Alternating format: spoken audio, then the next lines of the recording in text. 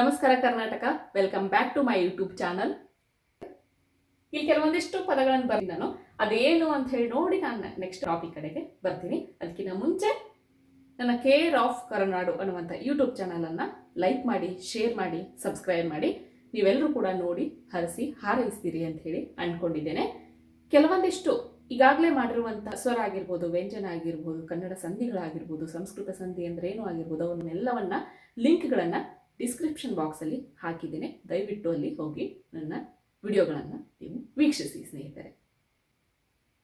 ಇವತ್ತು ಏನನ್ನ ಹೇಳಕ್ ಹೊರಟಿದ್ದೀನಿ ಅಂತ ಹೇಳಿ ನೀವೇ ಗೆಸ್ ಮಾಡಿ. ರೆಡಿಯಾಗಿ ಪೆನ್ ತಗೋರಿ, ಪೇಪರ್ ತಗೋರಿ. ಹಾಗಾದ್ರೆ ಬನ್ನಿ ನೋಡೋಣ. ಶಿವೈಕ್ಯ, ಲೋಕೈಕ್ಯ, ಜನೈಕ್ಯ, ವನೌಷಧ, ಮಹೌದಾರ್ಯ, ಏಕೈಕ.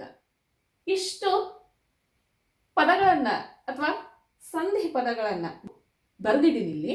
ಸುಮ್ಮನೆ ಜನರಲ್ ಆಗಿ ಯಾವ ಸಂಧಿಗೆ ಈ ಉದಾಹರಣೆಗಳು ಇರಬಹುದು ಅಂತ ಹೇಳಿ ಥಿಂಕ್ ಮಾಡಿ ನೋಡೋಣ. ತಲೆಗೆ ಸ್ವಲ್ಪ ಹುಳ ಬಿಟ್ಟಿದ್ದೀನಿ ಇವತ್ತು. ಸೊ ಎಲ್ಲರೂ ಜಾಣರು, ನೀವು ಗೊತ್ತಿದೆ ನಿಮ್ಗೆ ಇದು ಯಾವ ಸಂಧಿ ಅಂತ ಹೇಳಿ. ಆದ್ರೂ ಕೂಡ ಏನೋ ಒಂದು ಹೊಸದಾಗಿ ಪ್ರಯತ್ನ ಮಾಡ್ತಾ ಇದ್ದೀನಿ. ನಿಯಮಗಳನ್ನ ಮೊದಲು ಹೇಳಿದೆ, ಕೆಲವೊಂದಿಷ್ಟು ಉದಾಹರಣೆಗಳ ಮೂಲಕ ನಾವು ನಿಯಮಗಳ ಕಡೆಗೆ ಹೋಗೋಣ. ಈ ಶಿವೈಕ್ಯ ಆಗ್ಬೇಕು ಅಂದ್ರೆ ಅಲ್ಲಿ ಸಂಧಿ ಕಾರ್ಯ ನಡೆದಿರುತ್ತೆ ರೀ. ಪೂರ್ವ ಪದ ಮತ್ತು ಉತ್ತರ ಪದವನ್ನ ಬಿಡಿಸಿ ಬರಿಬೇಕು. ನಾವು ಪದವನ್ನ ಬಿಡಿಸಿ ನಾವು ಬರೆದಾಗ ಆ ಸಂಧಿ ಪದ ನಮಗೆ ದೊರಕುತ್ತೆ. ಹಾಗಾದ್ರೆ ಶಿವೈಕ್ಯ ಹೇಗಾಗಿದೆ? ಶಿವ ಪ್ಲಸ್ ಐಕ್ಯ, ಶಿವೈಕ್ಯ. ಹೌದ್ರಿ? ಲೋಕ ಪ್ಲಸ್ ಐಕ್ಯ, ಲೋಕೈಕ್ಯ. ಈ ರೀತಿಯಾಗಿ ಬಿಡಿಸಿ ಬರೆದಾಗ ನಮಗಲ್ಲಿ ಏನ್ ಕಾಮನ್ ಆಗಿರುವಂತ ರಿಸಲ್ಟ್ ಬರುತ್ತಲ್ರಿ, ಅದೇ ಸಂಧಿಯ ನಿಯಮ ಆಗಿರುತ್ತೆ. ಇನ್ನೂ ಒಂದು ಸ್ಟೆಪ್ ಮುಂದೆ ಹೋಗ್ತೀನಿ ನಾನು. ಶಿವ ಪ್ಲಸ್ ಐಕ್ಯ, ಹೌದ್ರೆ ಶಿವೈಕ್ಯ ಬಿಡಿಸಿ ಬರೆದ್ರೆ ಇದನ್ನ ನೋಡೋಣ. ಜನ ಪ್ಲಸ್ ಐಕ್ಯ, ಜನೈಕ್ಯ. ಕರೆಕ್ಟ್? ಏಕೈಕ ಬಿಡಿಸಿ ನೋಡೋಣ ನಾವು. ಏಕ ಪ್ಲಸ್ ಏಕ, ವನ ಪ್ಲಸ್ ಔಷಧ. ಕರೆಕ್ಟ್? ಮಹೌದಾರ್ಯ ಅದು ಹಂಗೆ ಮಹಾ ಪ್ಲಸ್ ಔದಾರ್ಯ ಆಗುತ್ತೆ ಇಲ್ಲಿ. ಹಾಗೆ ಲೋಕ ಪ್ಲಸ್ ಐಕ್ಯ, ಲೋಕೈಕ್ಯ. ಹೌದ್ರೆ? ನೋಡಿ ಮಾಡ್ತೀವಿ, ಯಾರು ತೀರ್ಕೊಂಡ್ರೆ ನಾವು ಕಾಮನ್ ಆಗಿ ಶಿವೈಕ್ಯ ಆದ್ರು ಅಂತ ಹೇಳಿ ಹೇಳ್ತೀವಿ. ಹೌದ್ರೆ? ಇವೆಲ್ಲ ನಮ್ಮ ಭಾಷೆಯಲ್ಲಿ, ನಮ್ಮ ಆಡು ನುಡಿಗಳಲ್ಲಿ ಇರ್ತವೆ. ಆದ್ರೆ ಯಾಕೆ ಅವನ್ನ ಪರ್ಟಿಕ್ಯುಲರ್ ಆಗಿ ನಾವು ಸಂಧಿ ಮಾಡ್ತೀವಿ ಅನ್ನೋದಕ್ಕೆ ಸಂಧಿ ನಿಯಮಗಳನ್ನ ನಾವು ನೋಡ್ಬೇಕಾಗತ್ತೆ.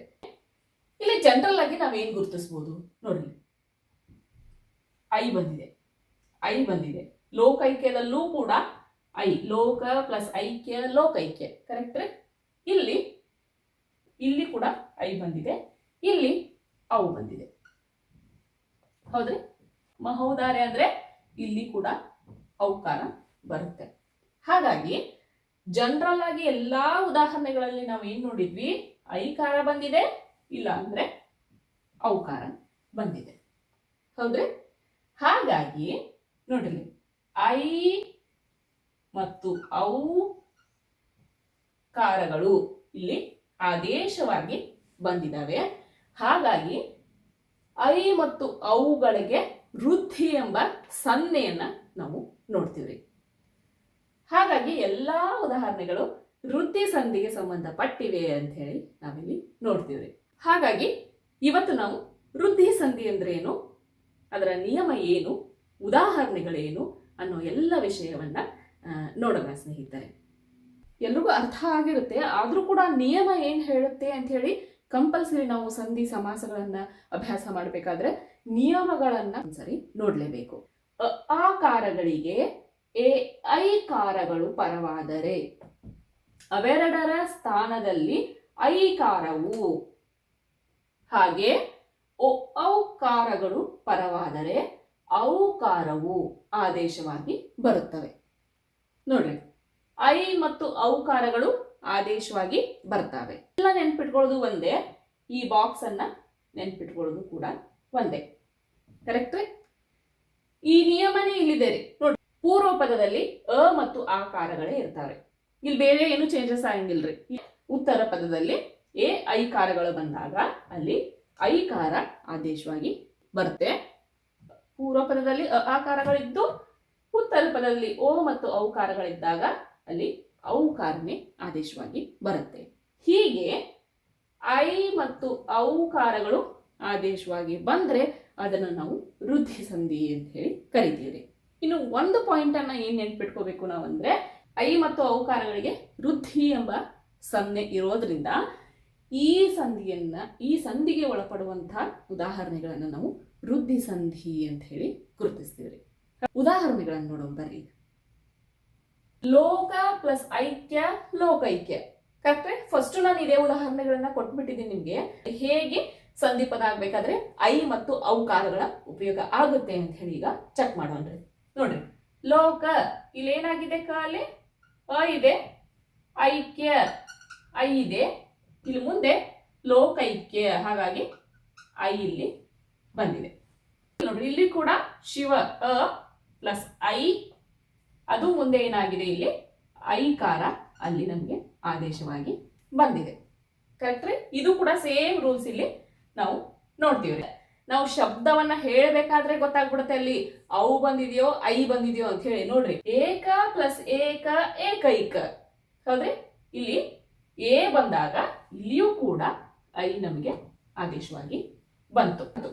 ಹಾಗಾದ್ರೆ ಈ ಮೂರು ಉದಾಹರಣೆಗಳಲ್ಲಿ ನಾವು ಏನ್ ನೋಡಿದ್ವಿ, ಪೂರ್ವ ಪದದಲ್ಲಿ ಆಕಾರಗಳಿದ್ದಾಗ ಉತ್ತರ ಪದದಲ್ಲಿ ಎ ಮತ್ತು ಐಕಾರಗಳು ಬಂದಾಗ ಅಲ್ಲಿ ಐಕಾರ ಆದೇಶವಾಗಿ ಬರೋದನ್ನು ನಾವು ಇಲ್ಲಿ ನೋಡಿದ್ವಿ. ಜಲ ಪ್ಲಸ್ ಓಘ ಜಲೌಘ ಅಂದ್ರೆ ಔ ಅಲ್ಲಿ ಬಂತು. ಹೇಗೆ, ಇಲ್ಲಿ ಇಲ್ಲಿ ಓ, ಹಾಗಾಗಿ ಇಲ್ಲಿ ಏನ್ ಬಂತ್ರಿ, ನೋಡ್ರಿ ಔಕಾರ ಇಲ್ಲಿ ಆದೇಶವಾಗಿ ಬಂತು. ಈ ಉದಾಹರಣೆ ನೋಡ್ರಿ, ಒಣೌಷಧ ಆಗ್ಬೇಕಾದ್ರೆ ಒಣ ನಲ್ಲಿ ಅ ಪ್ಲಸ್ ಔ, ಹಾಗಾಗಿ ಇಲ್ಲೇನಾಯ್ತ್ರಿ, ಔಕಾರ ಆದೇಶವಾಗಿ ಬಂತು. ವನೌಷಧ ಆ ಬಂತು. ನಮ್ಮ ರೂಲ್ಸ್ ಪ್ರಕಾರ ಇಷ್ಟೊತ್ತೆಲ್ಲ ನಾವು ಪೂರ್ವ ಪದದ ಕೊನೆಗೆ ಅಕಾರವನ್ನ ನೋಡಿದ್ವಿ.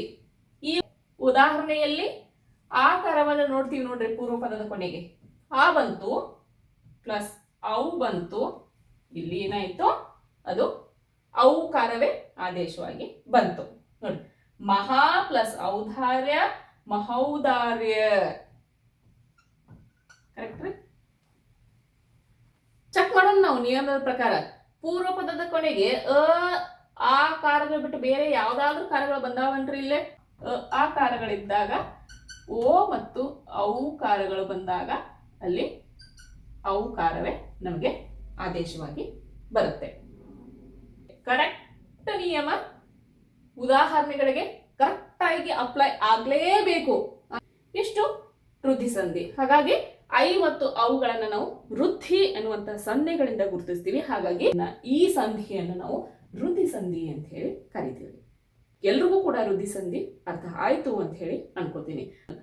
ನನ್ನ ಹಿಂದಿನ ವಿಡಿಯೋಗಳನ್ನ ಡಿಸ್ಕ್ರಿಪ್ಷನ್ ಬಾಕ್ಸ್ ಅಲ್ಲಿ ಹಾಕಿದ್ದೀನಿ, ದಯವಿಟ್ಟು ಅಲ್ಲಿ ಹೋಗಿ ನೀವು ನನ್ನ ವಿಡಿಯೋಗಳನ್ನು ವೀಕ್ಷಿಸಬಹುದು.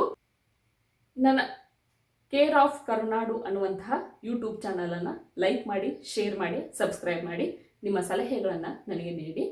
ಇವತ್ತಿನ ವಿಡಿಯೋ ನಿಮ್ಗೆಲ್ರಿಗೂ ಇಷ್ಟ ಆಯಿತು ಅಂತ ಅನ್ಕೋತೀನಿ. ಮತ್ತೆ ಇನ್ನೊಂದು ಹೊಸ ವಿಷಯದೊಂದಿಗೆ ನಿಮ್ಮ ಮುಂದೆ ಬರ್ತೀನಿ. ಅಲ್ಲಿವರೆಗೂ ಎಲ್ರಿಗೂ ಕೂಡ ನಮಸ್ಕಾರ. Take care.